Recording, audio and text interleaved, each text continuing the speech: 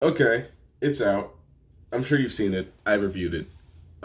This isn't going to be like my normal spoiler talks where I just kind of go through the plot. This is a rant because I wanted to keep everything in check in my main review, but this time I'm just going to go ahead and call out every single fucking thing that happens in this movie that's really stupid.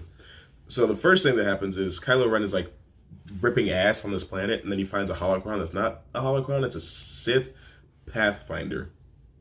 And it takes him to this planet called Exegol, where he finds Palpatine, and he's just like, bleh, bleh, bleh. And it's like, well, Palpatine, how are you alive? And it's like, dark side. And somebody commented on my Rise of Skywalker review, and it's like, well, Palpatine is alive because of cloning him the dark side, as explained in the movie. It doesn't explain cloning. All it explains is that he grew Supreme Leader Snoke in a vat.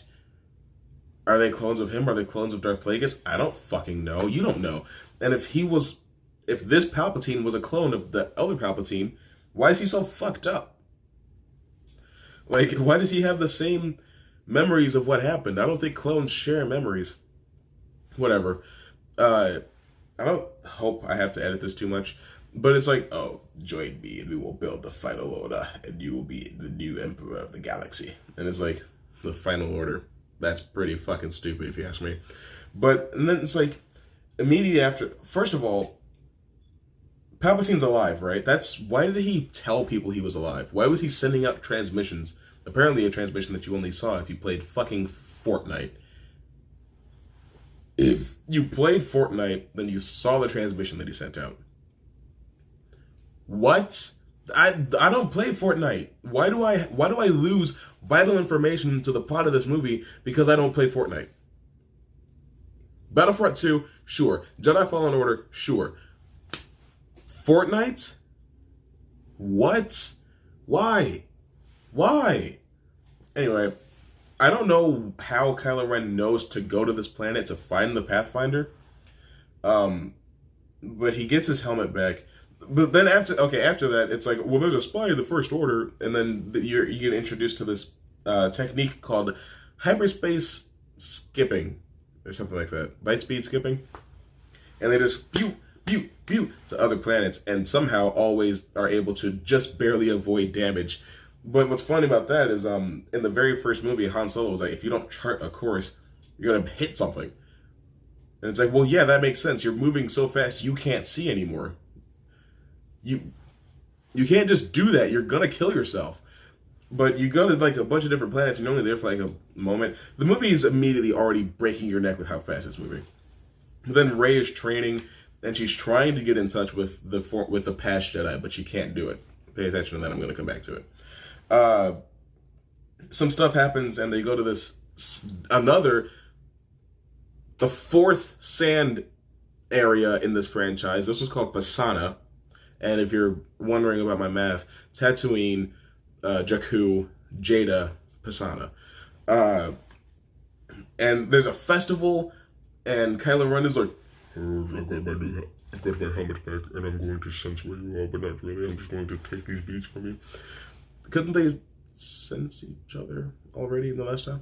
But like I said, the Force Skyping is back, but it's different this time. Like last time, it was raining for Rey, and a couple of droplets got onto Kylo Ren's face. That's okay, because I imagine that they went to like some sort of like neutral zone to speak. I didn't really think that he went to her. But I guess that changed because of when she was she had the campfire, whatever. That's last movie. This movie, they pretty much fight across space-time, and because they have to go to this planet because there's a little guy named Babu Frick that can hack into C-3PO's memories and get him to translate this inscription that's on this dagger, but it's written in Sith, and he can't translate it for some reason. He's a protocol droid built by Anakin Skywalker. Why would Anakin program him to not translate Sith? Like, it's just... By the way, I'm just going to make sure he can't, translate Sith. Like, why not? Why even make him able to understand it if he can't translate it? But doing so will make him lose all his memory, but don't worry, because he literally gets his memory back like 15 minutes later. Chewie gets captured, Rey thought she blew him up, but don't worry, he was on a different ship, and he's fine. The spy in the First Order is Admiral Hux. Like, why? Like, he was intimidating in the first movie, made into a joke in the second movie, and then gets fucking killed for treason in the third movie. He's never redeemed. He's just a mess. And it's like, oh, I don't care if the Resistance wins. I just need Kylo Ren to lose. Every time I record, the X Games go from outside my house. I don't know why. But I'm just like, well, okay. You know, if Kylo Ren loses, you lose too, and you'll probably die anyway. And then you just fucking get shot and replaced by this other general dude that's actually a lot cooler. Sorry, he's not an admiral. He's a general. Hux is a general. I'm stupid. But, like, it's just, Kylo Ren gets his helmet fixed too, and it just somehow just works like it used to. Just, oh, last time I offered you my hand, you wanted to take it. Why didn't you? I'm just like, I don't know, man. I don't think welding the outside of the helmet back together is going to make the inside voice module work. I don't know. Maybe it's the Force. Maybe he uses the Force to change his voice. But they go to this other planet. We're like halfway through the movie, and they've already been to Kijimi, Pasana, Exegol, wherever they went when they were light space skipping, and wherever they have stationed. There's already been close to 10 planets in this movie. But they go to this new planet that's got, like, water. It's not Camino, but it's basically Camino because it's raining. But, well, it's not raining, it's just the tide is too strong. The Death Star, there's just a big piece of the Death Star chilling. And Rey pulls out the dagger, and there's, like, a fucking compass on it, and it points to this one room in the Death Star, to the throne room, and she goes there, and that's where the Pathfinder is. And I'm like, was the Pathfinder already on the Death Star in Episode 6? Because if so, why? Did Palpatine know Vader was going to betray him, and that he would survive, and that he would go to Exegol, and that whoever took over for Vader would need to come find him? And if not, who put it there? Like, I imagine Palpatine's been hooked up to that fucking GLaDOS apparatus since Episode 6, however he survived, however he got to Exegol. I really don't care anymore. It doesn't make sense, and I need to move on. But, it's like, well, that's where the Pathfinder is. And so she goes in there, and then she has this Force vision. Oh yeah, I forgot to mention, Rey is Palpatine's granddaughter, which I think is funny because Palpatine was already like 50-something in Episode 1, and Episode 9 takes place about 50 years after that. So he's about 100 years old, at least. So, you mean to tell me that his grandchild and Darth Vader's grandchild are comparable in age?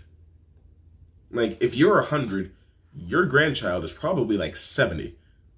So it's like either he had a child at 60, which is possible, but I find hard to believe, or I don't care. But Kylo Ren and Rey are a dyad in the Force. Like, their connection is so strong that it's like a new concept to Star Wars.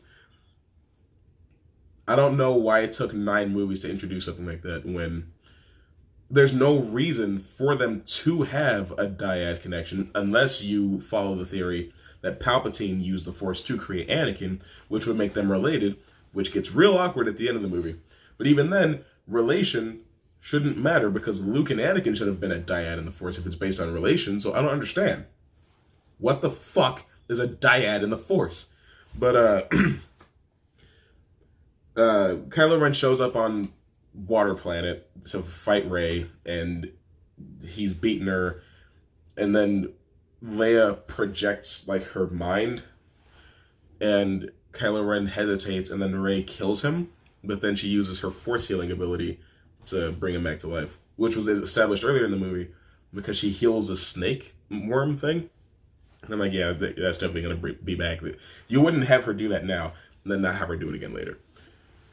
But as far as Force healing goes, yes, it's a real ability. But as far as I understand, it's a self-healing ability, and I'm pretty sure it's dark side because you have to use your hatred and anger to do it.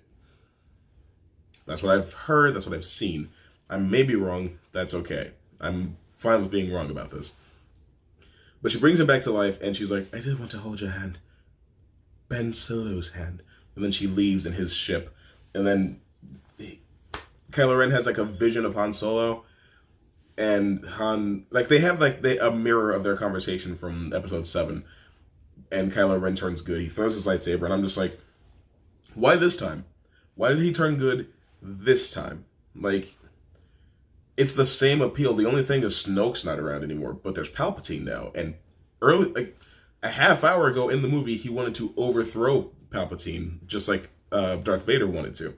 Which, can the Sith not tell when they're about to be betrayed? I know that betrayal is a part of the Sith cycle, but like, he's going to a lot of effort in the hopes that Rey will turn evil and kill him, so that she'll take over as the new Empress of the Final Order. But I'm just like, I don't know about that, Chief. I don't know about that, Chief. But I haven't even gotten to the stuff that makes the least sense yet. Where was I?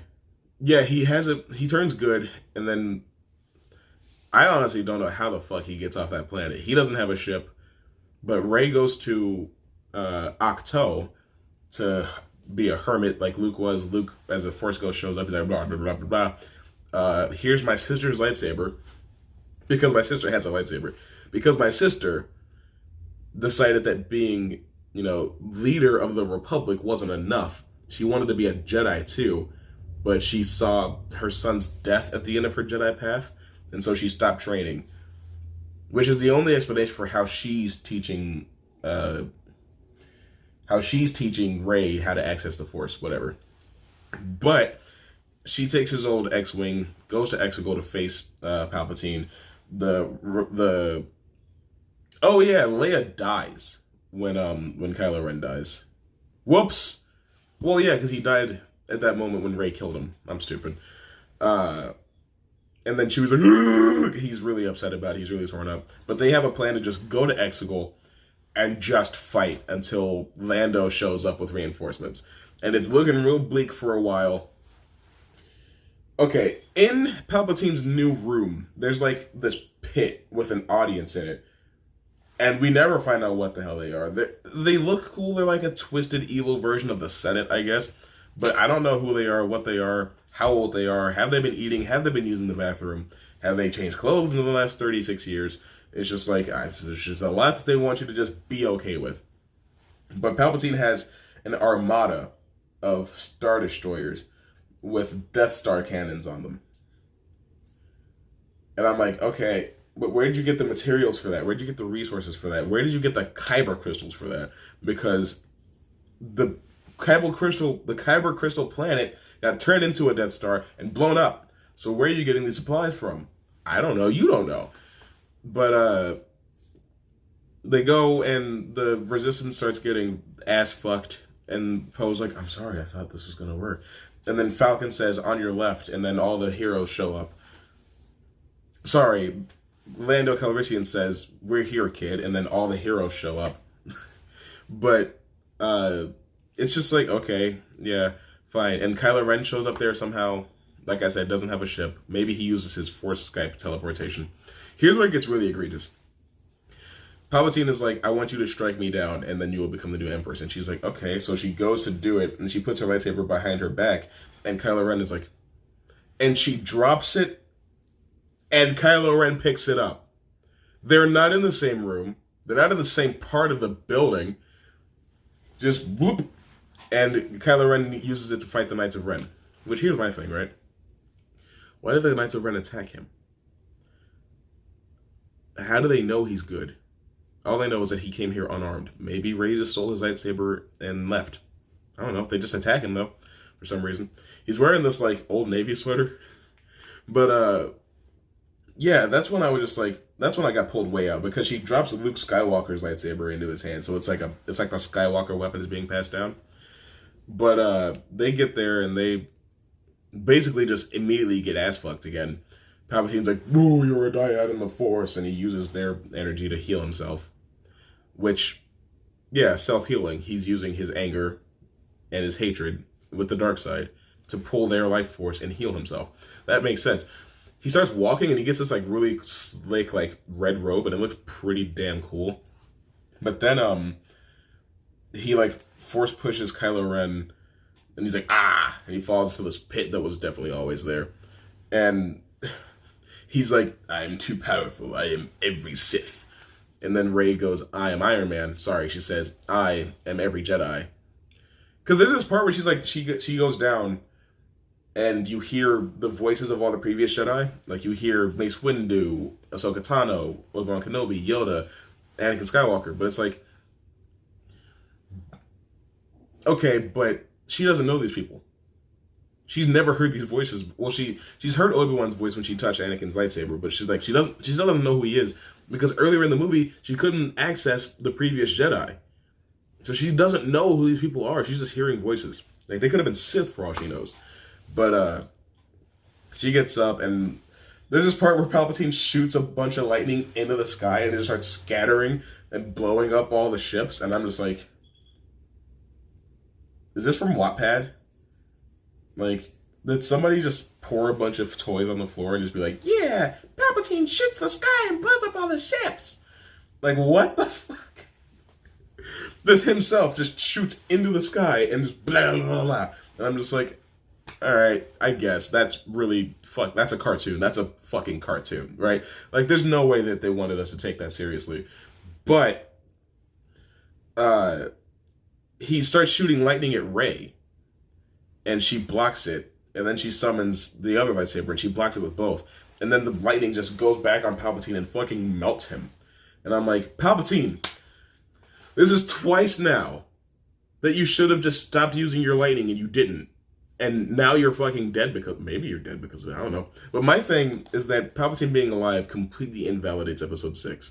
Because Luke didn't bring balance to the Force, Anakin didn't bring balance to the Force, but now Rey has. Which even then, the Force isn't balanced because it's just all light side users now. But, because Luke is like, oh, we've passed on all we know, thousands of generations live in you now, but this is your fight. Like, why is it her fight? Nothing about her, like, why is it her fight? Like, what if Snoke had never died and Palpatine had never returned? Nothing, it wouldn't necessarily have to involve her. Anyway. But yeah, she dies some fucking how. And then Kylo Ren's like, oh. He brings her back to life. She kisses him, and then he falls over dead. And then immediately fades into the Force. Rey's body was there for a solid, like, minute and a half. But Ben instantly dies, so she can't bring him back. I'm like, why? But then when he fades away, Leia fades away. So I kind of feel like Leia was using Kodo Matsukami on Ben, telling him to fight with the Resistance instead of fighting with the Final Order. Because, I mean, his turn to good is just so jarring and immediate, and they don't die. Well, like, they fade into the Force at the same time, so it's like she was still kind of with him for a while. And then Chewie gets a medal. And then Lando Calrissian turns out to have a daughter, and she's the only fucking black woman in the franchise. Rey goes and buries Luke's and Leia's lightsabers on Tatooine, which is funny because I don't think Leia's ever been to Tatooine. No, that's not true. She's on Tatooine in Episode 6, but like she didn't grow up there, so there's no thematic purpose in burying her lightsaber there as well. Maybe burying it, I don't know, on Coruscant? I don't know. But this woman's like, well, who are you? And she's like, Rey. And she's like, last name? And she's like, Rey Skywalker. And it's like, that's really weird because you just made out with the last Skywalker, and now you're taking the Skywalker name onto yourself. You might be related to that Skywalker. It's just like, I guess so. I don't know, man. I really don't think that this movie makes a whole lot of sense. I think it's really fucking bad. If you liked it, that's fine. You can. I'm not gonna say that you can't. But I thought it was really stupid, and I'm not gonna lie to you about that. So, take it or leave it. This new Star Wars movie is just not very good, not very memorable. Feel free to call me stupid in the comments. I'm used to it now. I didn't like Joker. This is just how things work. But I'll see you very soon. So, until then, skate fast, eat ass.